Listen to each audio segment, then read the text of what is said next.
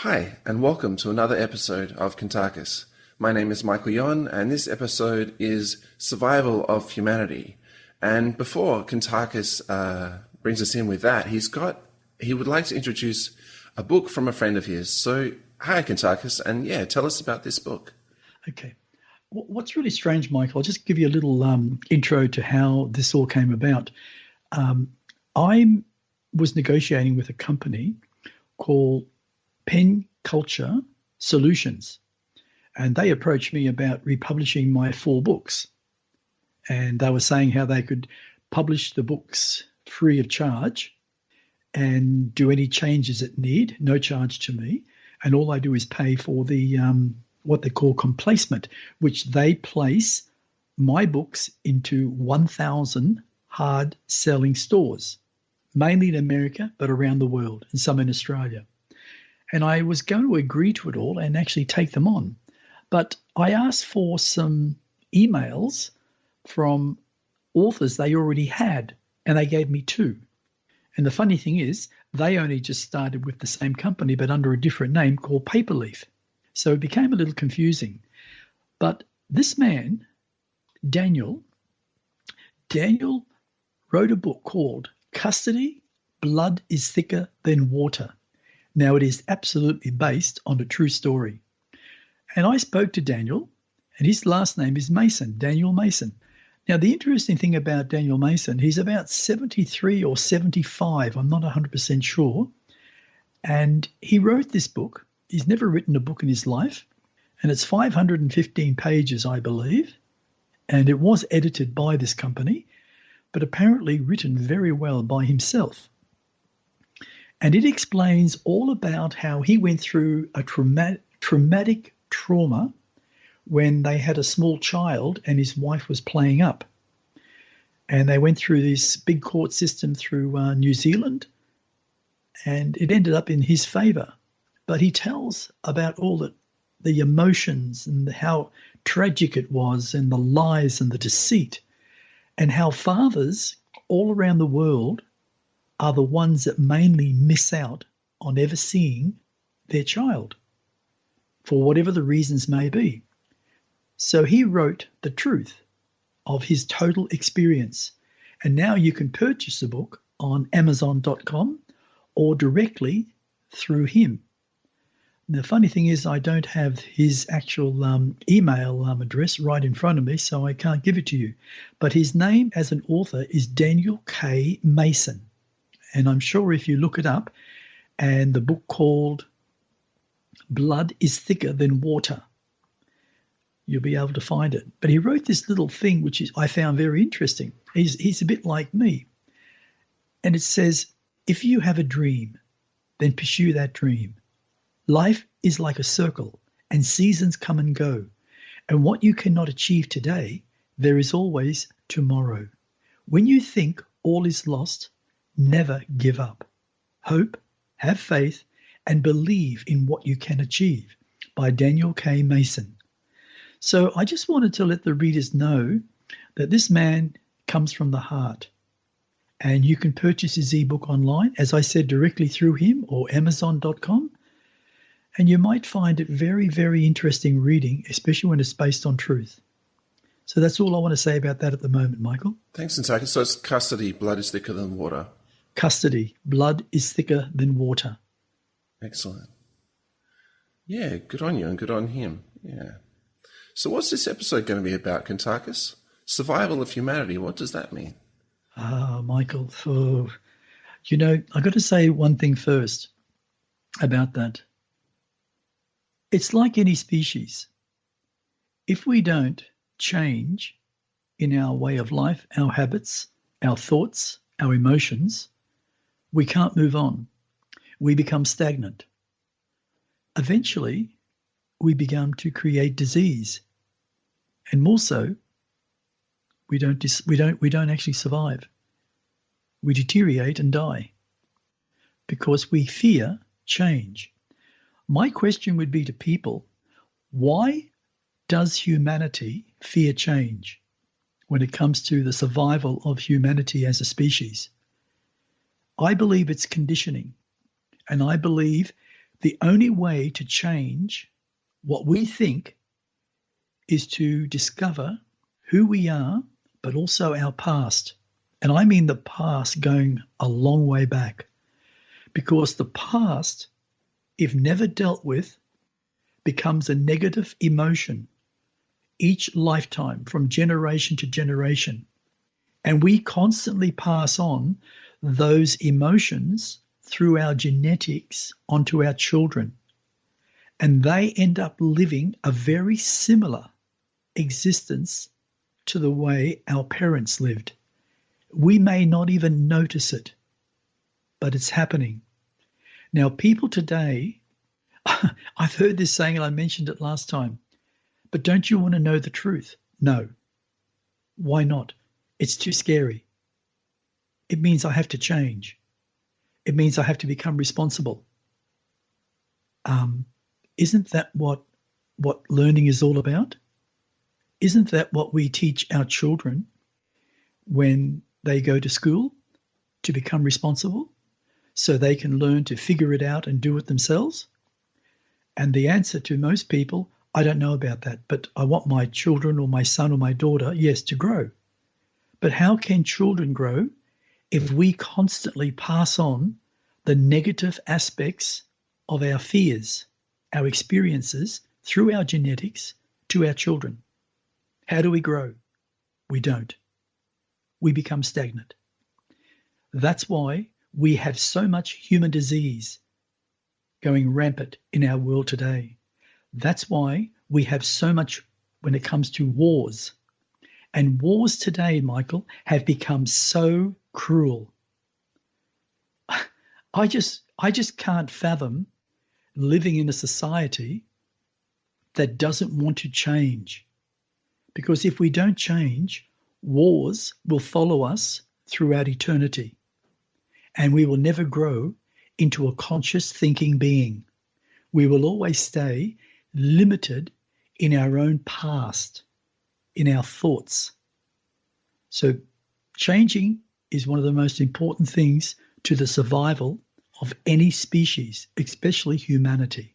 Wow. So you think like if there wasn't any positive alien invention, there wasn't any like outside change, that it is actually possible that we just grew to be worse and worse? Well, we can say, well, first of all, we can blame ourselves or we can blame somebody else. That is probably the most two common answers you'll always receive. But that is not the answer. The answer is to start looking at who we are, what we are, and how we can learn to change our thinking. Now, if we have wars that just keep following us for 928,000 years, and people just keep dying, and what we don't realize, most people don't realize, Michael, that all those lifetimes, most of humanity as it is today existed back then, right from the beginning, and probably throughout nearly every war. But what we have now is the biggest threat to human existence, because it's about total control of humanity. It's eradicating at least 40 to 47% of the human race. And once that's achieved, the rest that are left will become the slaves of the elite. And that is the honest truth to what is actually happening within our society.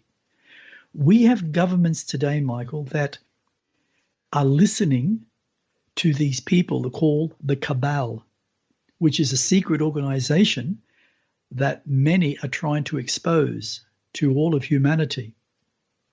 But if we don't learn to listen to what is being expressed, we will never be able to accept the truth. So that means we'll never be able to accept change because of our fears. And that's the really sad part.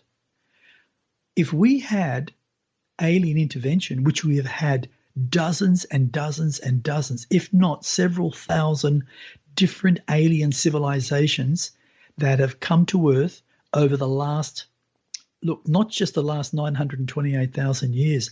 I'm talking maybe 2, 3, 4, 7, 8, 9, 10 million years ago. Because this planet is over 4.7 billion years old in evolution.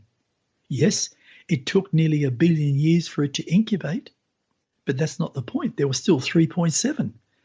So the Earth is very old in reality, not as old as many other planets, but there have been thousands of different alien species that have tried to claim Earth in many forms. Yes, there's been many battles, and they've used humanity to literally build, become their slaves, and that's why humanity has, how would you say, right throughout human history, believed in certain types of religions, in certain types of gods, or someone that's superior, because these aliens have come down and basically said, well, you know, I'm your God. And people have fallen down and bowed down and gone on their hands and knees and raised their hands and worshipped them. But they all died anyway, because aliens are still created from blood and flesh. Isn't that right, Michael? Yes, most of them, yes. Yes. Yes. Yeah, all the ones that I've met. All the ones that you've met. Which is you. You're blood and flesh, I'm pretty sure. Blood and flesh, yes, yes. But you know, Michael, it'll come to a stage where I think that beings like myself, in time to come, because we live in another level of understanding and another level of thinking, our thinking is not the same. When you know who you are and you know where you've come from and you know also the types of existences that you've had throughout your evolution, your thinking would scare the average person. Your energies would make a lot of people uncomfortable because they don't know how to take you. They don't know what they're feeling, because everything is energy and energy is everything. But we're not taught how to understand what the flow of energy is. So we actually feel it and we become a little backset or fearful. But in reality, if we actually approach these types of people and say, I don't know what it is about you, but I feel a little strange about you. Well, that's a perfect opportunity to say, well, I can fully understand that, you know, because I'm a great believer in alien beings from other worlds that have been around for trillions of years. The universe, you know, hundreds of thousands of trillions of years old. There's trillions of universes. And did you know that the universe is like a great big circle with trillions of planets? I mean, people would just say, what? What? Yeah, they wouldn't understand. I mean, look through history. How many cultures have tried to preserve the dead of important people? And then when they bury them in these massive constructions, a lot of them they put in certain things like gold and food and clothing so they can take that on to the next world. Now, that is partially truth, but also a fantasy. The reason it's a fantasy, Michael, is you've got to look at it a little deeper. And when you look at it a little deeper, you'll discover that it's not about putting those items in with a dead body, because that body is not going to get up and walk and become alive again. It's gone. It's finished. It's done, because it's gone to a decomposing stage where you can't bring it back. But the spirit that leaves that body still goes into the spirit world. And if it's full of fear, it goes into a vibration that will hold it there until it learns to let go. If you're a really bad person, a murderer, a rapist, a thief, then you'll go into certain vibrations where you'll have to learn self-forgiveness over a period of time and eventually step up in vibration. What the meaning of putting possessions into a grave is because it's like a part of a culture that once existed from the aliens that used to come to planet Earth.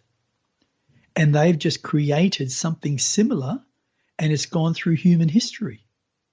Remember we spoke about the gods of the past, All right. And we spoke about these gods were like, say, 12, 15 foot tall. And we found out, yeah, okay, they're from a civilization that's called the Zybekyapa. They're giants. And they still exist today in a very far off galaxy. But the funny thing is, they used to play games, as I explained. And they were the masters of holograms. And they could create holograms so powerful that you would believe it. And that's incredible. It's like voodoo. You know, if somebody comes to a person like in their own culture and says, I place the bone upon you and you will die, that person will become so fearful because they believe it and they'll create their own death. That's how powerful the mind and the will can overtake the body. But if you don't have a belief in that, you just look at them and laugh. And more than likely, nothing will happen to you. Isn't that true? Yeah. So how does the Sabekyapa and their history here have to do with wealthy people being buried with their possessions? It's not so much the Zybekyapa with wealthy people being buried with their possessions. What I'm using as an example is they were just a civilization and how they fooled humanity into believing that they were gods by creating these great masterpieces in the sky, and all they were holograms. That's what I'm trying to say. And when the people of the earth started to fight back, because they were a lot of them were great warriors, and that they didn't believe in them anymore.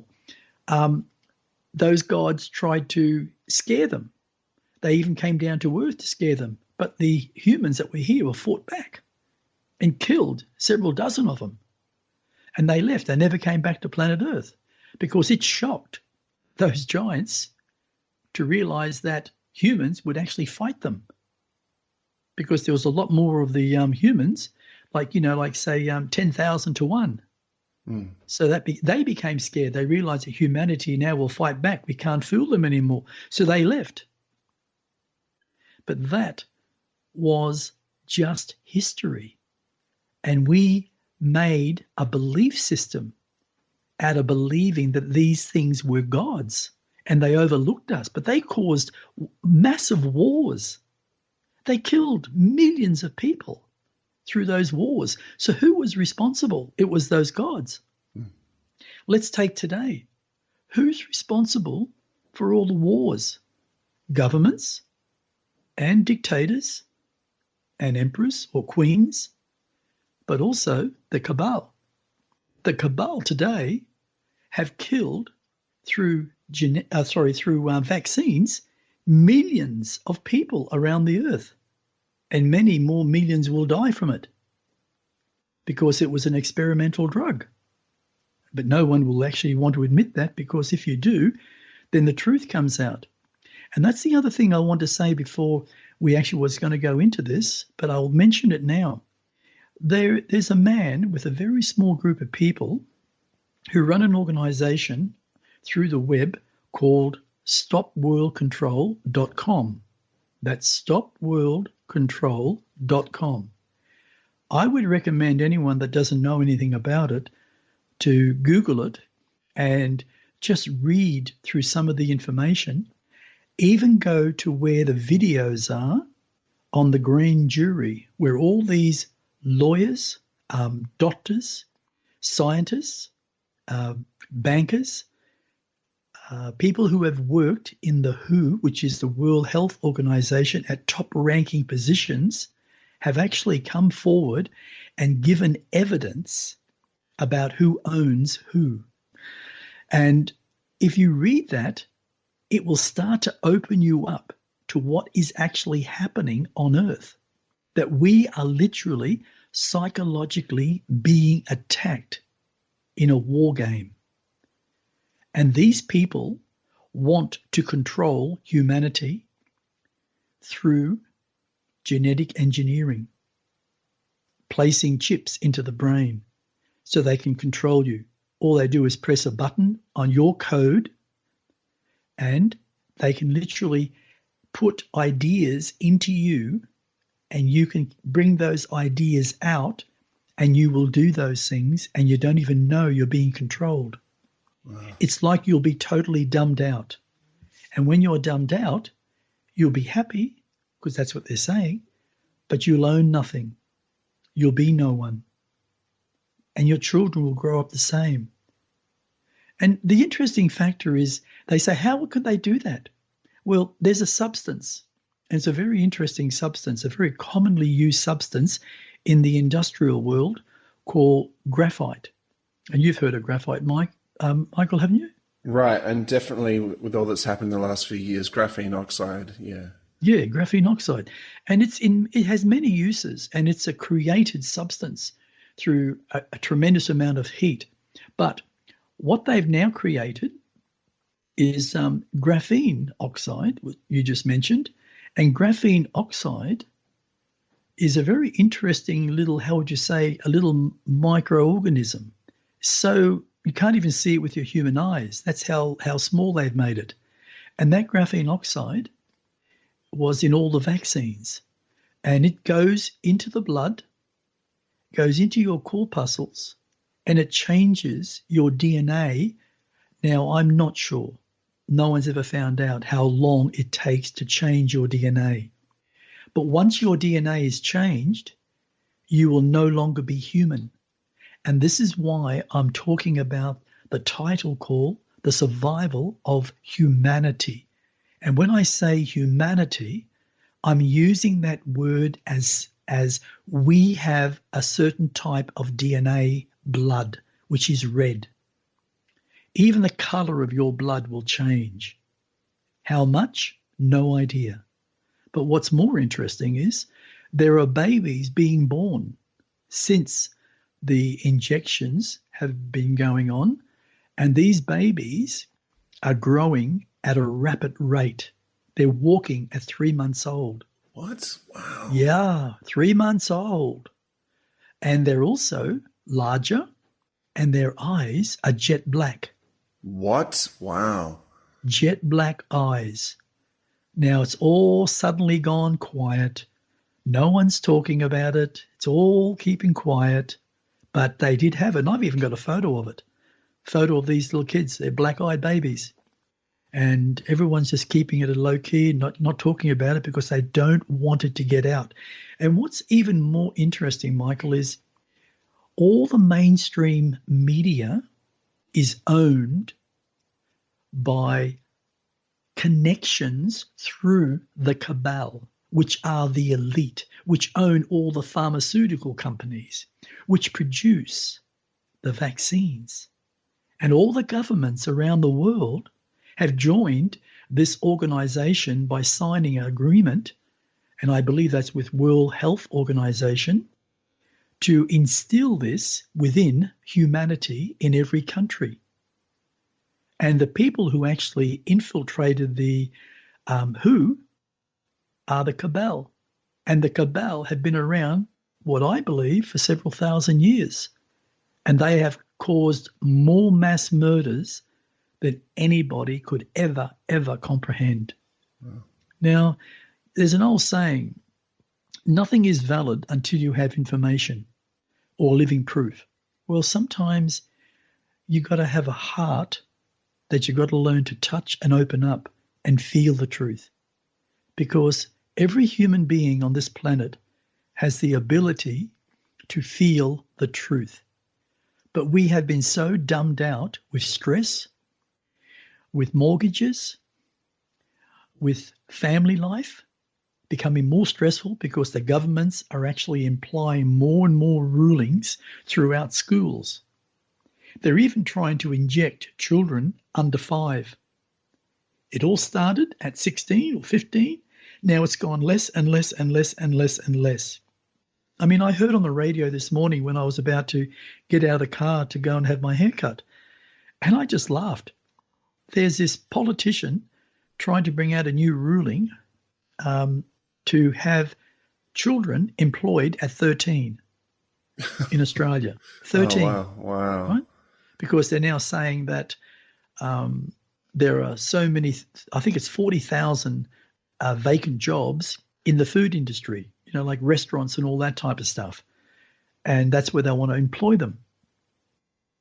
What they seem to be forgetting is a child at 13 doesn't have the brain capacity to comprehend working in an industry that is loaded with stress, but also loaded with perverted, sick people, because there are.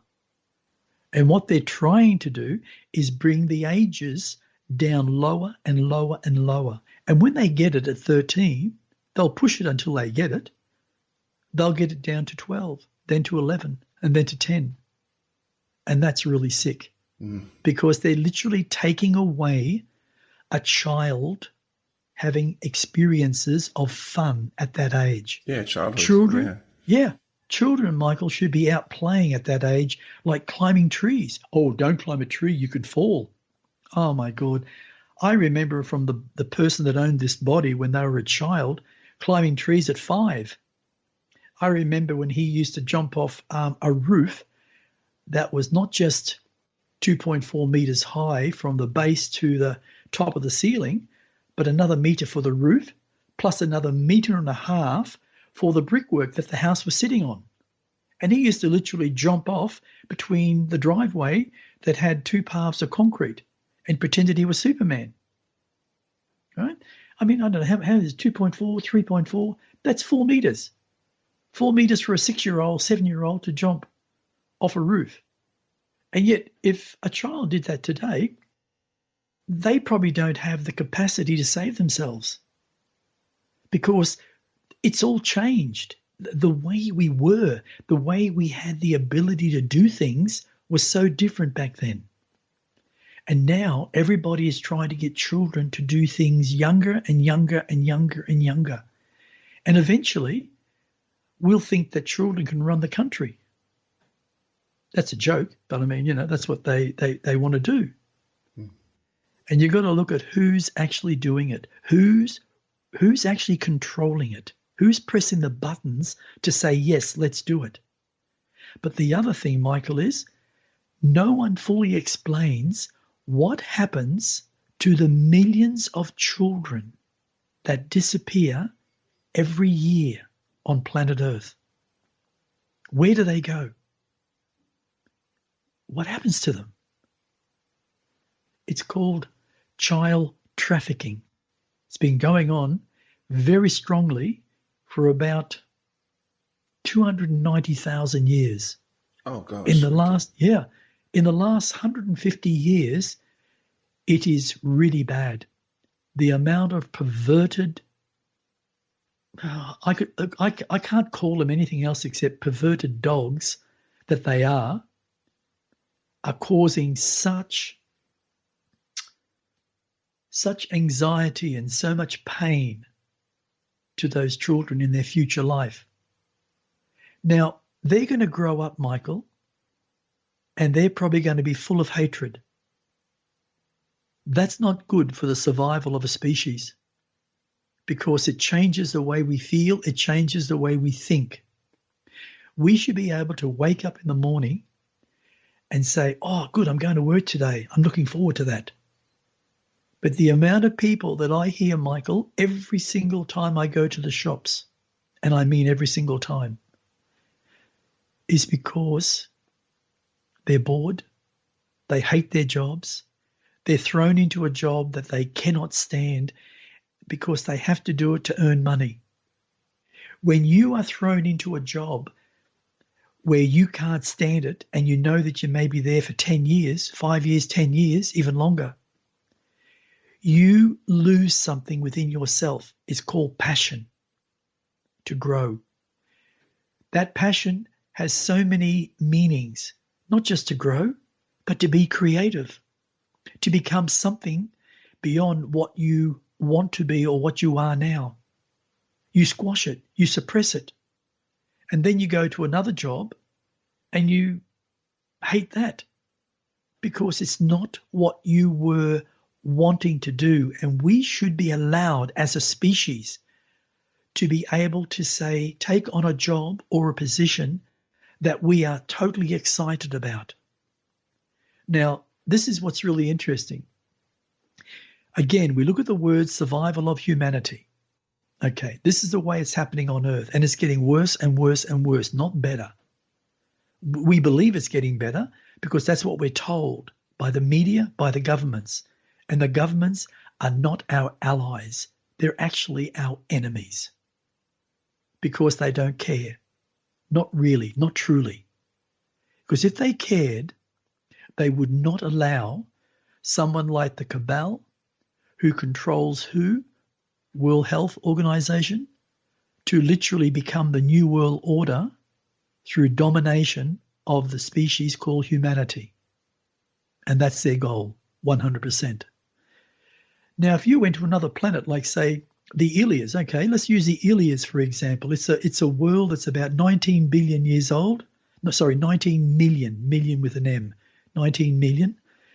They're not a very tall race. They're all ginger-haired, every single one of them. They don't intermingle with other planets, other civilizations. They did once on Earth, and they had to leave those ones behind. And what happened on Earth is you have people with ginger hair, orange hair. That's where they came from their ancestors, the Ilias. Now, the Ilias are the ones we spoke about, Michael, that they built the pyramids and other things. Now, the beauty of the Ilias, they believe in 100% of individuality. The cabal on this planet hates the word individuality and anyone associated with it. The Ilias believe in creativity with imagination. The cabal hate the word imagination or creativity because when you're an individual, it means you have creativeness. When you have creativeness, you must have imagination. So that individuality will take you into a way of life that will be pleasing to you. And you will teach it to your children, and they will teach it to their children. So you become stronger and stronger and stronger in the way you express yourself. The Ilias love that way of thinking, and that's what they do with their entire society. Their society is set up, which is a non-monetary system where you don't have any money whatsoever. There is nothing that you have to purchase or buy. You can acquire it, but you work all for each other. You don't get paid, but you can have anything you want. A home, the contents for inside a home, like furniture, fridges, all that type of stuff, TVs. You can go out and have fun. You can go on holidays. You can do anything. Because the reason the Ilias are so well balanced is because they believe in themselves to believe in others. And there's no violence on their planet, basically, whatsoever. And that's a beautiful society. I would love to see planet Earth the same. Because if they were working in that direction, the word survival of humanity would not be needed, because you would always survive in the balance of love. And that's the real secret to anything, is the heart love. And we as a species on this planet do not, and I say do not, understand the true meaning of the heart. And that's the sad part. Mm. Mm. Yeah, I hear what you're saying, and it makes me think like the cabal and like what you've spoken about in our previous episodes. Like, yeah, they're kind of like a virus or a blood-sucking unit that just doesn't really. Am I right? Michael, that was a lovely expression. I thought you were going to say they're like a disease, but a blood-sucking. That's great. Because I mean, there's less of them than us. If we could really see them and understand them, maybe we could just get them removed. Well, they're not even 1% of the human population, and they're controlling us. I mean, does that make any sense, Michael? No. Well, it does if you relate it to, say, someone who just has some sickness, like a cold. If you have a cold, it can really get you down, but the cold is much smaller than you. Yes. So you just get rid of the cold and you're better again. That's right. Yeah. It's like I said in one of the episodes just recently, I said about the Rockefellers. Now, I think it's the Rockefellers because this is what I was told going way back, probably 200 years ago, roughly something like that, about banking and that.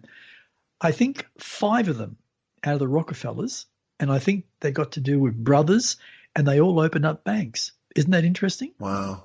And the Rockefellers now run a very large portion of the banking industry. And I think people would be shocked to find out that most of the banks in Australia are owned by people in America or other countries. And the cabal literally have the biggest hand in the banking system. That's why they're pushing to have digital money, where you don't have money anymore physically. It's all digital. And if you don't have digital money in your bank account, you can't buy anything. Absolutely nothing. Wow. And what's more interesting in their way of life, the first thing they did all these experiments on people back about 2008. And I'm saying a lot of people died in America because of the vaccine that they were actually giving out, the needle injections. They were supposed to help them, but it wasn't. It was killing them on purpose. And the guy that actually caused all that never had anything happen to him because they have a signed referendum that no matter what they do, it can be just a mistake. They are flawed. So if anybody dies, they're not held accountable. And this is what's happening today. The amount of deaths in Australia from, let's say, the vaccines is horrendous. But no one's talking about it. No one's actually coming to the public and saying, well, look, all the people who are vaccinated are the ones who are dying. The people who are unvaccinated, they're catching COVID-19 and the other strands from the vaccinated people, and it's causing them to have mild symptoms. But it's only probably less than, say, 0.001% of people actually dying who have not been vaccinated. Mm. Now, the ones who have died are the elderly, like my mum. My mum hurt herself. She went a bit funny and they put her into hospital and she died the next morning or died that night. They gave her a booster and she died of, what they call it, a blood clot in the brain. So those people, you can understand that they're going to pass away, but not with the help of poison. Not with the help of poison. And the interesting thing about graphene oxide, going back to that because I never finished it, you'll never get it out of your system. And they never mention also about the shedding. People who are unvaccinated, if you work with them and you're around them all the time, you can actually become infected by them. Mm. And that's a proven scientific fact. Infected, you mean the graphene oxide could get in them? Absolutely. Wow. Just through their breath, because they're breathing all the time. And see, the interesting thing about graphene oxide, Michael, is that they say, okay, there's about 40 billion in each vaccine. And people say, you got to be kidding me. No, it's true because it's so minute. Now, the thing is, graphene oxide replicates itself by the billions in a very short period of time. So you can imagine what it's doing to every part of your organs in your body. Wow. It's literally infiltrating everything. And when it gets into your corpuscles, again, what I said before, it changes your DNA forever and you're no longer classed as human. And that's what they want. They want you not to be human, so they own you. They put out, what do they call that thing when you patent? Is it patent? Yeah, you have a patent. Yeah. They will patent you, and they can literally do whatever they want with you, and you have absolutely no say in the matter. Same with your children. This, Michael, is the biggest threat to the survival of humanity, not wars. Now, they've taken, what do they call that? You know how something is going on and they create something else so you don't concentrate on the other one? Is there a word for that? I don't, sorry, just bang the mic. I don't think the word is that you're looking for is distraction, but that's basically what it's like, isn't it? That's a pretty good word for it, distraction. They distract you on something else. And now they're saying the way Australia's carrying on out in the out in the Pacific somewhere, it's annoying China. And is Australia going to have a war with China? Is America going to have a war with China? Right? And all that type of stuff. They're now distracting you so they can put their second phase into operation. And that's the interesting factor, the second phase. Maybe you wanted the word smokescreen. Is that what you were thinking? Yeah, that'd be a good word too. So what's the second phase, Kuntarkis? Well, the second phase is I'll be honest with you, I'm not 100% sure what the second phase is. But I know what their overall phase is. From the year 2020 to the year 2030, they are creating tremendous amounts of diseases to put upon humanity. And one of the ways of doing it is chemtrails. Because there are a lot of people up in Toowoomba saying, I don't know why, I've never suffered a cold or flu like this before in my entire life. I can't seem to shake it. It seems like it gets better, then suddenly it gets worse, then it gets better, but there's still some symptoms there. I can't seem to shake it. And I think that's got a lot to do with the chemtrails. And I also believe it's got a lot to do with what they're putting into foods. Not only certain foods, but I think especially into animal food. I think that's where the big thing is. No one's discovered that yet, but I got a feeling that it will be discovered in time to come. So the next phase basically, Michael, is to keep inundating humanity all over the world with chemtrails. And we don't even know what's happening. And those chemtrails are full of allergens, which basically is viruses of all different descriptions. And we breathe them in, and they're causing problems with us. I've even been told that they're putting it in the water. Yeah. So it makes it very hard to, how would you say, not to be involved in drinking water. So can we come back to their overall purpose? Is it to depopulate humanity to some degree and then control the rest of them? And then you also said to slay them as well, put them into slavery. Yeah, what they're going to do, they're going to actually say remove, say, at least 40 to 47% of the human population. They want to take it down because that's been a big goal for a very long time with the cabal. That's the honest truth. The next stage would be who's left is to genetically engineer and play with them. And I'm talking about robotics for a start. I mean, I told you about what happened in Japan, didn't I? No, I don't remember. About the robots. Japan created these 3 or 4 robots that instantly opened fire on them when they were brought to life, and they killed 27 top scientists. Oh wow! Right, and I think I said to you that one of those scientists didn't die. He got away before that actually happened, but he downloaded everything because he was going to sell that to whoever. And my guess, it's got something to do with the cabal. So they can literally create these robots. Why would they just start up robots straight away with guns in their hands? Well, they're not guns. Oh, no. They're like automatic machine guns around their hands. Yeah. The guns are there. It's part of their whole system. And purpose, I guess. Yeah, and apparently the military came in and they shot them all up except for one.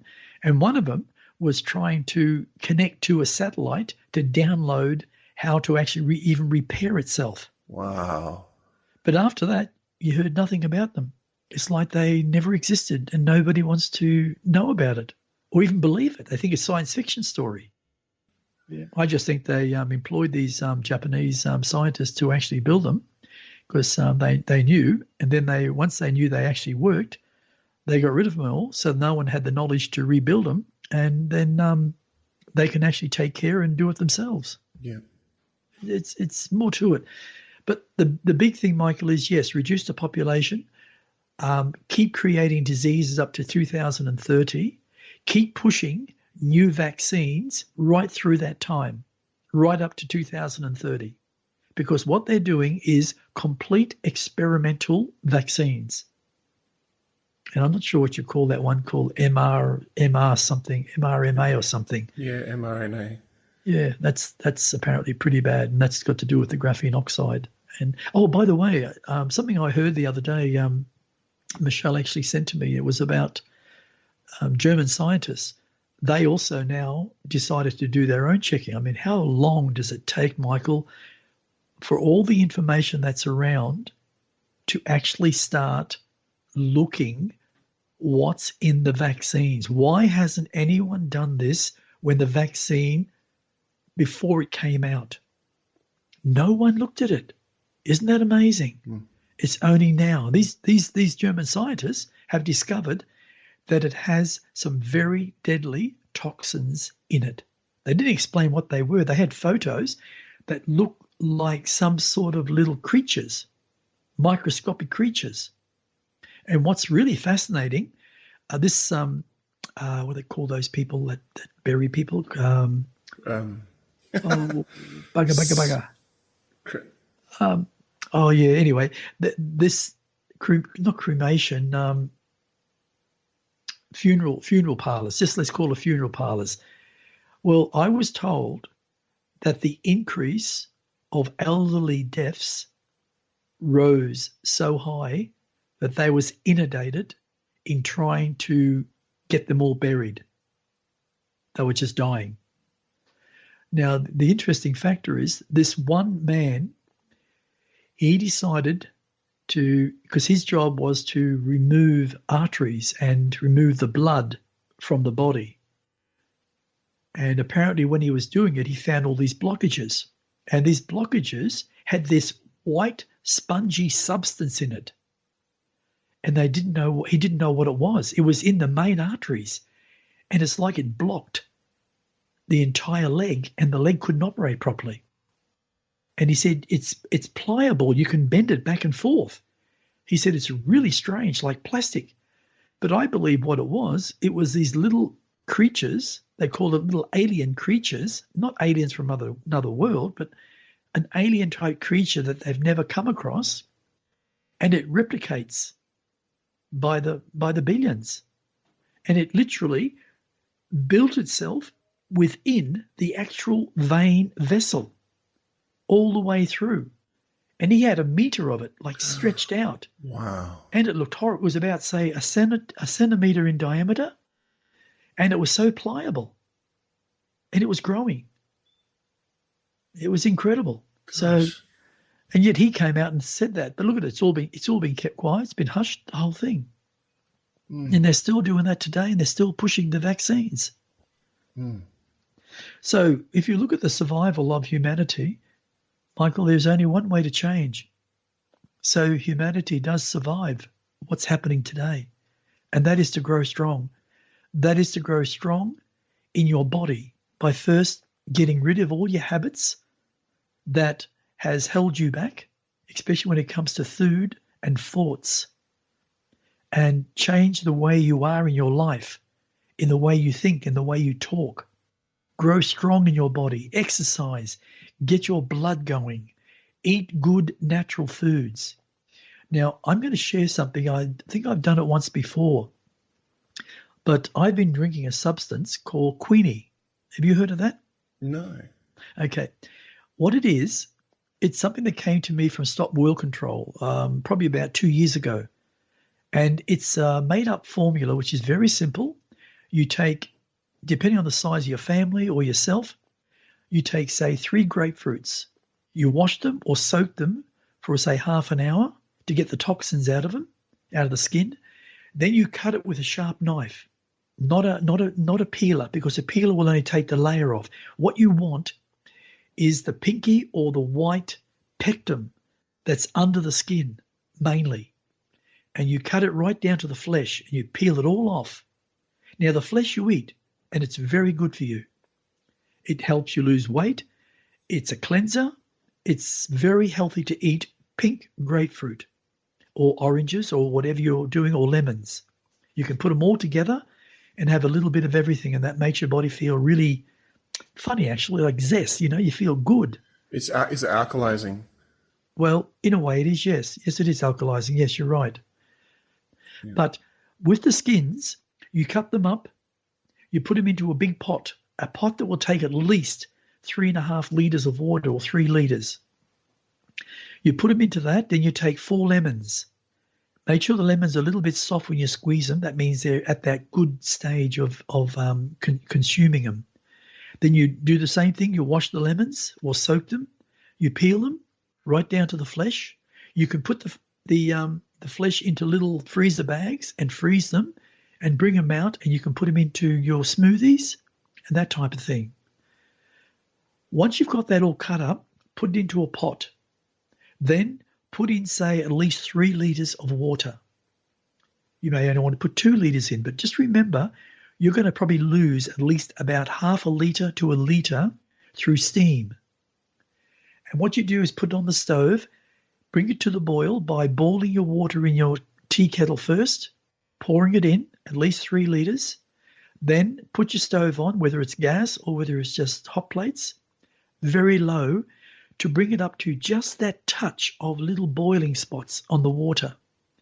And then that's like a simmer. You simmer that for 3 hours. Don't take the lid off, whatever you do. If you have a small little cut in the lid part of the handle, you can leave that open so it doesn't build up any bubbling stuff. And you leave it for 3 hours. Then you turn it off and you cool it. Do not take the lid off to cool it because you lose the most essential parts. It'll vaporize out. So leave the lid on. It might take 3 hours to cool down. Then put it possibly into glass bottles. You can buy juice bottles these days. Get a few of those and maybe 1 or 2 or 3. When you finish the juice out of them, keep them, wash them out, and put that stuff into those bottles and put it in the fridge. And then sip on it throughout the day. It's the highest form of natural vitamin C through pectrum. If you have that, they guarantee, I don't know if I can't guarantee that, but I've had it, my wife has had it, and it has literally taken away the flu. It's really interesting. Vitamin C and zinc are the 2 most potent things to have against the flu or any cold or head cold, whatever. And if you have that as a supplement, it will be very good for your body from a health perspective. So it's very simple to make. And what I've got in front of me is half a glass of that stuff with another half a glass of pomegranate juice. And it tastes delicious. Really, really, really beautiful drink. Nice one. Nice one. And you say that's much more effective than like simply taking a vitamin C tablet? Well, I'm going to say something here that's going to be a bit controversial, but I can prove it. Anyone can prove it. The vitamin C that you mainly get from most companies is really downgraded vitamin C. It's not actually good at all. And a lot of the times it's loaded with sugar. There are companies in America and other countries.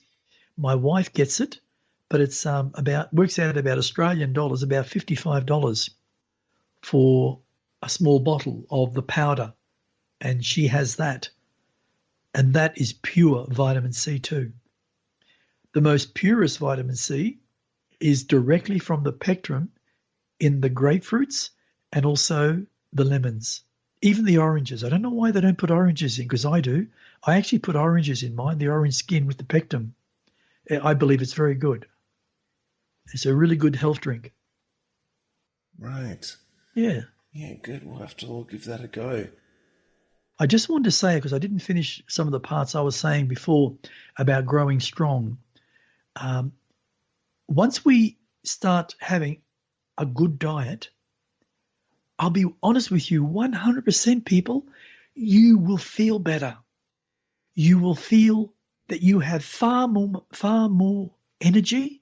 You will feel stronger in your body. You will have a stronger will, a desire to do more things. They're not just sitting around because I've just worked all day, I'm tired, I'm going to bed. That is the worst thing you can do, because what you're doing is you're feeding your body probably junk, going to bed, you're putting weight on while you're asleep. You wake up in the morning, you had a lousy sleep because your body's not functioning very well, because you don't drink enough water, and water is so crucial to the human body. So you have a lousy day again, and that goes on and on and on and on. Somewhere you have to force yourself to say, I'm going to change. Because if you don't, you pass on the same bad things to your children. And then they pass it on to their children. And before you know it, humanity is no longer humanity. They'll end up calling us the Graphene Society, which is pretty sick, isn't it? The Graphene Society. The Graphene Society, right? Yeah. Owned by the billionaires. And by the way, you know, I think I mentioned this, but I got to mention this again. I laugh at this.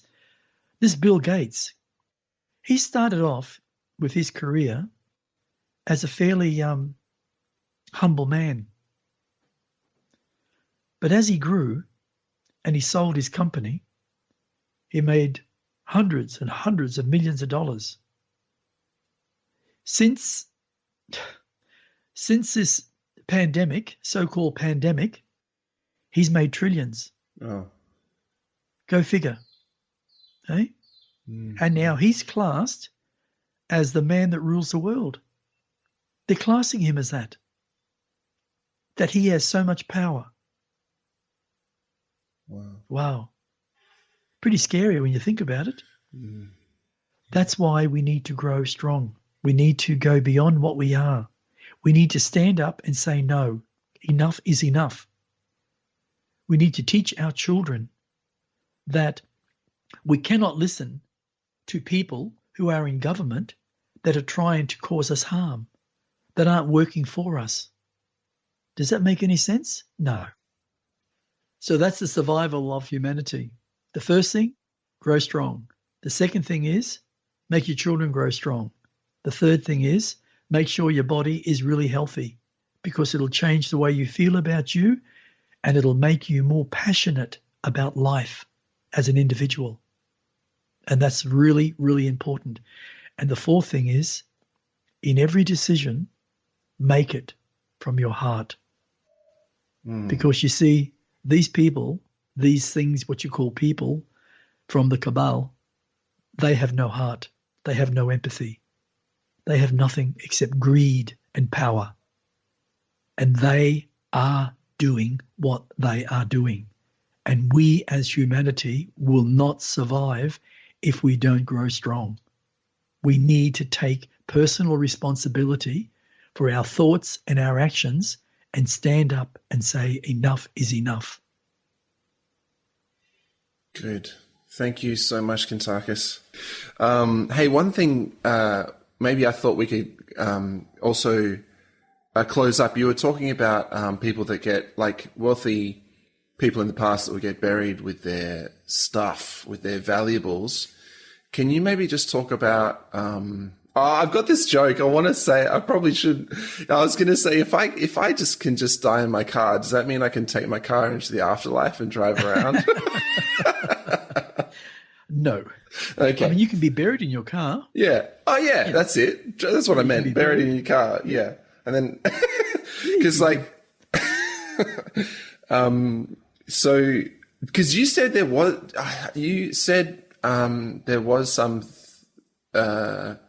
some benefit from them for those that were buried with their valuables? Well, okay. There is a strange phenomenon within that, Michael. I meant to tell you. I've got to tell you an experience I had. Sweet. Yeah. This is a little bit unusual, but look, we are a really powerful being, all of us on this planet Earth. I'm in a human body, so I class myself in this existence as a human. When my body takes its last breath, I no longer own it. I go back to who I am, Kuntarkis. That's who I am. And I have lived many, many lives on a planet called Nakaris. And the things that we experience in those lifetimes, they can be brought out and they can become very powerful in our existence. If you have a strong will, you can basically do anything if you choose, as long as you're sensible. I've trained myself over the last 52 years, and I still do it, and I will never stop until I take my last breath. And when I'm in spirit world, I'll have the awareness of the knowing that I can do anything that I choose. I can build worlds, cities. I can create money, wealth, if that's what I desire, which I wouldn't. I wouldn't need it. My ambition is to bring back a gift that my father, Yarkis Kardis, gave me, my creator, 3.83 million years ago. He gave me the gift of magic. And I have used that magic in so many lifetimes beyond this planet. For some reason on this planet, it doesn't come out because it has a black energy over this planet to what has been going on for so long.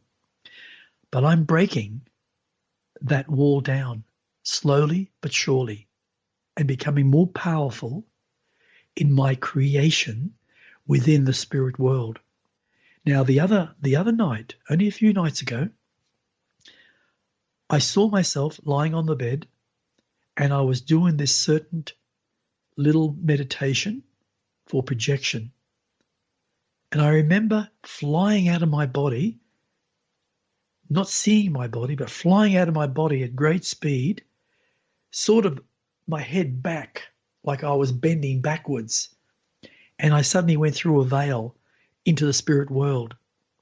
And I came across like a suburb of some description that's been created by so many entities from spirits being in spirit world, some very long, some very short. And they create all these things. And I remember seeing this one man, this one entity of a man that apparently must have died, but he was very huge. He was a large man, very tall, like 6'8", maybe 6'10", very big. And he saw me and he come flying out of his chair and stood in front of me. And he looked at me and he said, "Who are you?" I said, "Nobody." He goes, "Yeah, you're right, you're nobody."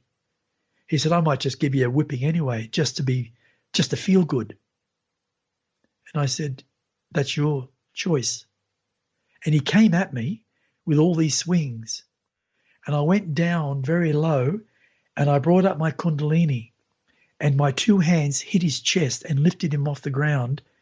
And he must have went back about 15, maybe 20 feet in the air and came down. And he just looked at me in horror. And he come running at me with his two arms spread out.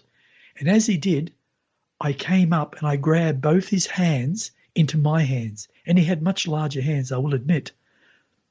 And I clenched and he clenched. And then I came down, but I bent him down. I looked into his eyes and I said, "You don't exist anymore." And he laughed. And then I crunched his hands. And as soon as I crunched his hands, in my thoughts, I saw him dissolving into nothing. And he did, from the hands all the way. And all he did was give out this great bellow of a scream, and then there was nothing. And then suddenly, all these people came out of these buildings, and they all looked at me, and they all came over, and they all bowed. And I said, "What are you doing?" They said, "You have got rid of someone that has been haunting us and causing us such misery for a very long time."